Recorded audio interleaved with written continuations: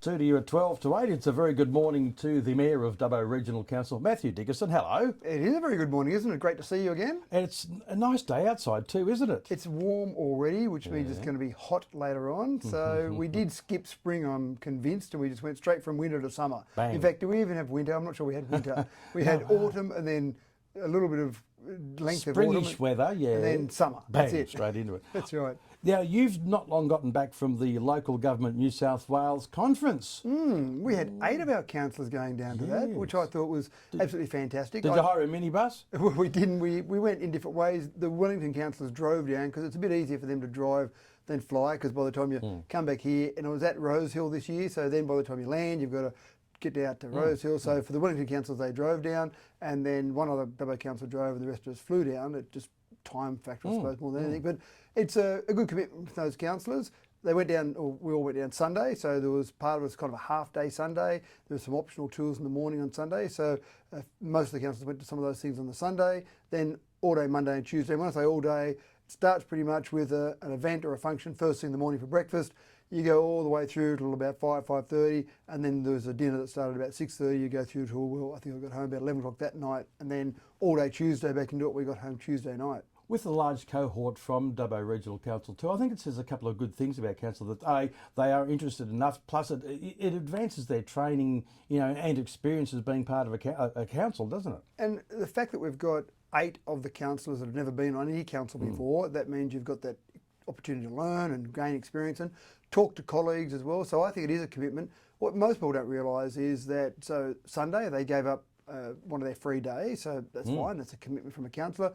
Monday, Tuesday, you've got to take 2 days away from your workplace, so that's 2 days of annual leave you're giving up. When people talk about different functions that are on, and there's another junket that people are on, it's not, if that's a junket, then I've missed the boat on what a junket should be, because it's a lot of work, which is fine, but you're sitting there, you're concentrating, you're focusing on things, you're having conversations. There's a lot of things that happen there at a conference that are like a big council meeting. So you've got motions that are debated, because what happens is Local Government New South Wales is the peak body for councils across the state. All 128 councils are members, and they take information from these conferences where we debate motions, and they take them to the New South Wales government and sometimes the federal government and say, here is the policy position for councils across the state. And they can say that with authority because they've been debated at a conference and then a resolution's formed from that. So it is like a big council when you've got 800 people in the room and you've got motions that are brought forward, a debate carries on, and then you've got to vote on those particular motions. There were some 131 motions tabled for debate there. Correct, and we didn't get through them all. And again, there's only so much time you can spend on various parts of the actual conference, so we didn't get through them all. The ones that were not attended to there, they'll still go back to the Board of Local Government New South Wales, and they'll come up with a policy position based on that.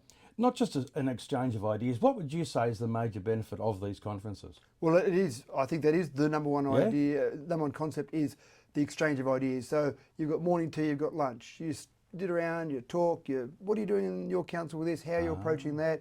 So that's always good. Ron Honig, the Minister for Local Government, was there. So he spoke to the audience, took questions from the audience. So hearing from some of those people, various federal and state ministers were there, various members of parliament were there. They presented. Other presenters, Mark McCrindle presented, and I've seen him present before. He's a demographer. Yeah. And he's actually quite good to take something that could be fairly clinical in terms of the data and make it a bit more interesting. One of the terms that he used, which I love, was kippers. This is a big part in our community at the moment. Kids in parents' pocket eroding retirement savings. Kippers is one of the things.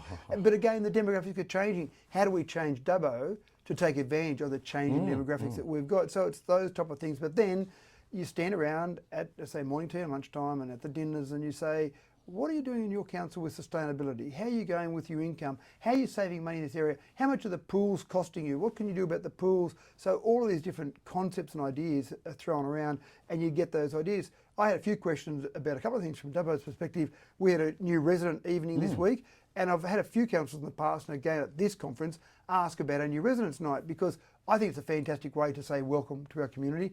Some other councillors go, I don't mind that idea. So what happens with that? How do you do that? How do you get people to it, etc.? So again, people are asking about that. Our 3D printed toilet, there is no doubt about it. Everywhere I go at the moment, people want to know about that. They're fascinated by the concept and how that might be able to solve some of the housing problems that we've got in Dubbo, but also across the state and across the nation. So it is a great opportunity just to talk about different ideas. Now, the Jingle Bucks competition kicking off with a launch this morning at the Macquarie Street Rotunda there. I'm a bit concerned here. Elf hunting for children. Are you putting on a suit? What's happening here? Hopefully I'm a bit too tall for an elf suit, but certainly we're going down there this morning, 10 o'clock this morning, down at the Christmas tree. And this is all part of that whole Christmas promotion. Obviously, Council is very keen to make sure our CBD is alive, make sure businesses take advantage of Christmas. Sure, people do online shopping now, but we've still got a lot of people from the region who will travel to Dubbo and do their shopping. So it might be people from Dubbo, but also from the entire region.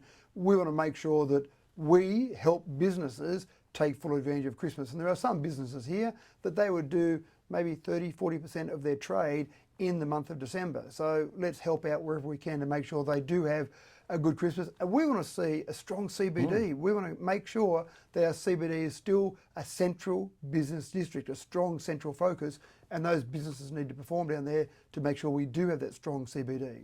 Ho, ho, ho, a great launch later on this morning, Is that Matthew? the best ho, ho, ho you can do? Sure. Ho, ho, ho! What about that one? That was much better.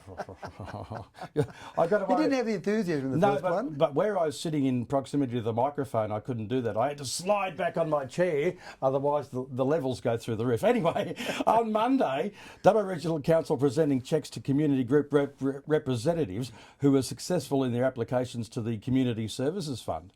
Now, one of the things I love about these, I put people on the spot, and I say... No, you wouldn't do that. apparently it happens from time to time.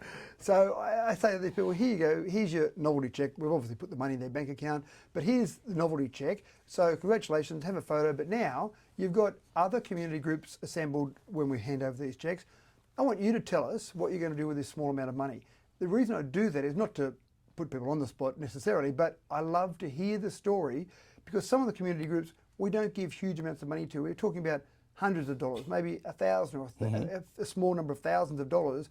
But then when we hear what they're going to do with that money, I personally sit back and think, fantastic, we've made a good investment there, because these community groups have got volunteers, they get money from various other sources, and then they go and really take advantage of that. So I do love to hear the stories from those people. I do think it's also good for those groups to go through and in front of their peers that are in similar organisations, talk about those, and sometimes you'll get a couple of groups talking afterwards and saying, oh, I didn't know that you did that. We've got this other program that might work in with your program. So it's a good sharing of those ideas as well. But to those community groups, well done. I think they are, some of these community organisations, not-for-profit volunteer organisations, are the backbone of our society. Yeah, there are organisations like Dubbo Legacy, Arana Arts, Boys to the Bush Limited, Tubagawa Wiradjuri Aboriginal Corporation, the Coomabella Hall Trust. You've got Arana Support Services, Dubbo River Care Group, Dubbo View Club. There's quite a lot in there, isn't there? That's right. And we've got our Dubbo Day Awards next Thursday, of course, so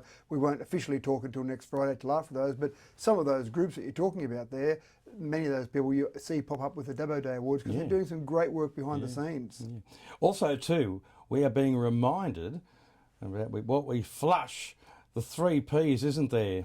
No? Do you want me to say it? You can say the 3 Ps. Toilet paper.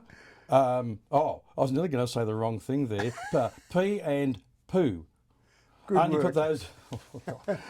Paper, pee and poo. Yeah, that's good. There's obviously issues with the You blockage. wanted to do the 3 Ts, didn't you? You were going to come up with something saying with T for each one. Yeah, That'd what be is it? toilet paper, Paper. and then I'm leaving them alone after that. Twinkle, and the other one is a 3-letter word beginning with T ending in D, but I can't say 3-letter. 4-letter word. Yeah, and we don't say 4-letter words until you. It sounds a bit like low.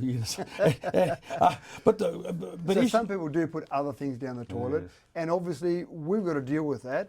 They can block up various systems along the way, because you're relying, most of the sewage system is relying on gravity-fed systems, so you're relying on not huge amounts of pressure, you're just relying on gravity to take it through to different places. We've got pumping stations around the network, of course, but essentially you're getting it to the sewage treatment plant, and then I've stood there a couple of times now at the sewage treatment plant watching where the raw sewage comes in. It doesn't look fantastic. That must have been thrilling for you. Well, it wasn't actually, but I was doing it as part of a couple of tours I've done there.